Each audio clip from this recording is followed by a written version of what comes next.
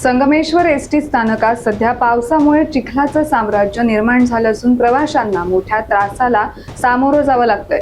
कामातील नियोजनाचा अभाव आणि ठेकेदाराच्या निष्काळजीपणामुळे स्थानकाची दुरावस्था झाल्याचा आरोप प्रवाशांकडून केला जातोय।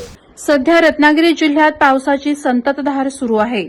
मुसळधार पाऊस आणि त्यात राष्ट्रीय महामार्गाच्या कामातील गंभीर त्रुटींचा मनस्ताप संगमेश्वर वासियांना सहन करावा लागतोय।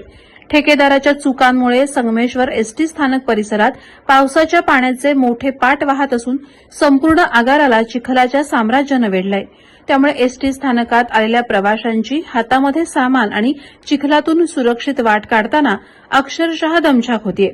महामार्गाच्या कामाअंतर्गत एसटी स्थानकासमोर उभारण्यात आलेल्या सोनवी पुलाच्या बाजूनं रस्ता तयार करताना ठेकेदारानं केलेल्या अक्षम्य दुर्लक्षामुळे ही गंभीर परिस्थिती निर्माण झाल्याचं म्हटलं जातंय। तसंच रस्त्यालगतच्या काही दुकानातही चिखल मिश्रित पाणी घुसलंय, त्यामुळे दुकानदारांनाही मोठा मनस्ताप सहन करावा लागतोय। या नियोजन शून्य कारभाराविरोधात प्रवासी जनतेतून तसंच स्थानिकांमधून तीव्र संताप व्यक्त केला जातोय।